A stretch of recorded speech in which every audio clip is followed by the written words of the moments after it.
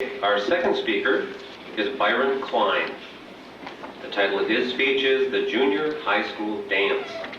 The Junior High School Dance, Byron Kline.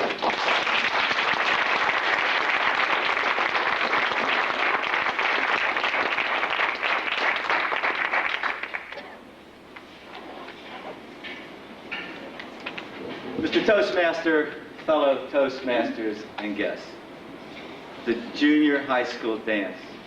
Let me take you back to that time, place. Do you remember it? The gym, that certain smell. There you are, ladies, girls, on one side of the gym, standing in a clump, wondering if that certain special someone would ask you to dance, only to look up and say, "Here comes the class nerd. Is he going to ask me to dance?"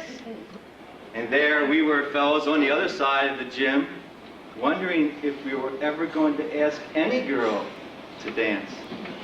Well, the air is thick with anticipation and a whole lot of aftershave lotion.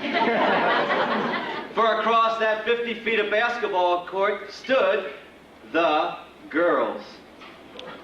Well, in that 50 feet of basketball court, I've seen the smiles of victory, and I've seen the agony of rejection. Yes, I've seen my friends walk across that 50 feet, come back empty-handed. However, I have watched those guys that did all right. You know, they danced with everybody, and they had some things in common. Well, it's what they did not have in common. They did not have one pimple. And you know, they did not have feet so big that their shoes made these strange sounds when they walked. And they didn't have arms that hung down below their knee. In fact, for a 14-year-old boy, they were quite normal. Well, I was going to ask Jane to dance. I saw her in the hall every day. I speak to her often. Well, I said hello twice. Okay, I waved to her once, but I was going to ask her to dance tonight. It had to be a good dance. It had to be a slow dance. I can't fast dance. There's too many steps. But I've watched those guys, and I saw how they did it. Hey, I could do that for 2 minutes and 45 seconds. I read the record label, and that's all it was. Well, it just had to be a good song, like a Johnny Mathis. Ah, there it was. Misty, should I or shouldn't I? I think I'll go. Yes, I crossed the red out-of-bounds marker. I was on my way. I was at half court. I was running, in fact. Had to slow down, had to be cool. 20 more feet to go. There I was, almost in front of Jane, and out of nowhere comes Dick. Dick, dazzling, walked right up to Jane and asked her to dance. There I was, near the girls. I didn't know what to do. Ah, the water cooler. Yes, I'll get a drink. That was a smooth move. I'm sure everyone saw it. Now I had to watch Dick and Jane. Well, I got a break. Dick went to the men's room. I mean, the boys' room. Ah, this was my chance. Don't hesitate. I was across that red line again. I was walking. I was being cool. I was to half court. Wait, something was wrong. There was no music. There I am again, in the middle of the dang floor. Ah, the DJ was putting on a song. Yes, it's a fast song. Oh, no. The boys' room. I'll go talk to Dazzling. What is it going to be for me? Is this going to be another Friday night dance with me on the sidelines of life? Oh, I got a break. Dick took a liking to Bonnie Beautiful. Now was my chance. Yes, indeed. I had to wait for the right song. Ah, chances are. I crossed that red line. I was walking. I was cool. Half court, all right, 20 more feet. I look right, I look left. There I was, right in front of Jane. I looked at her. I said, "Would you like to dance?" And she said, "No." No? I mean, she could say, "No, you're ugly." I could get that. She could say, "No, you're a turkey." I could get that. I had to turn around. That was the biggest basketball court I ever seen in my life. I started back, you know, that little thing that had it went around, those little lights. Those lights reflected right on me.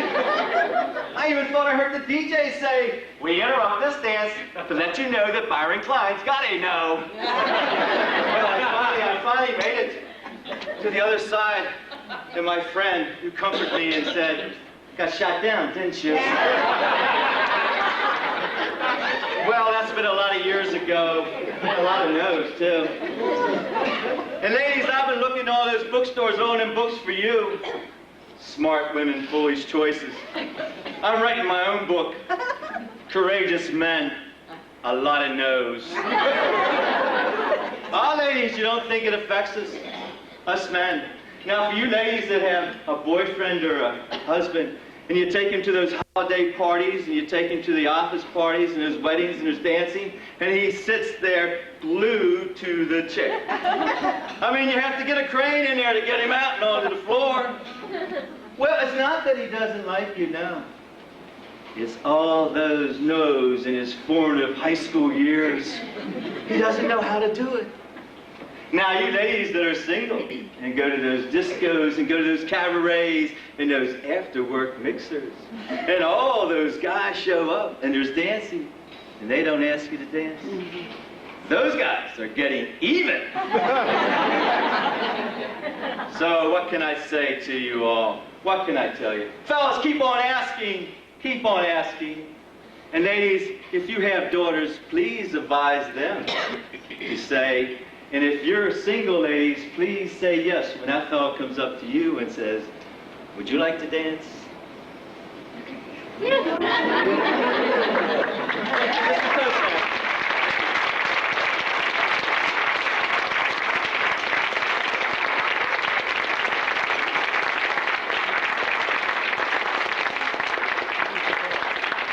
Thank you, Byron. Boy, I can almost feel that junior high dance, too.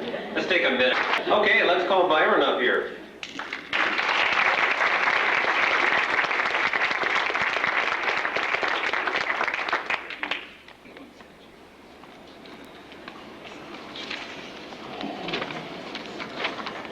Byron, tell us a little bit about your history with Toastmasters, and as you were giving your speech tonight, you mentioned something about a book that you would like to write, including those chapters about what I learned about women since junior high school. Well, I first went to Toastmasters in Myrtle Beach, South Carolina. I was taken there by a lady that would dance with me, and I really liked my first meeting. And I was in Washington, D.C., and I was playing racquetball with some fellow you might know, Kline, and he told me about the local Toastmasters meeting, and I joined 2 years ago, and I'm working on my ATM. About this book, I've been single for most of my life, and I surely have a lot of no's, but ladies are really fascinating, and it's been real exciting, let me tell you. Thank you.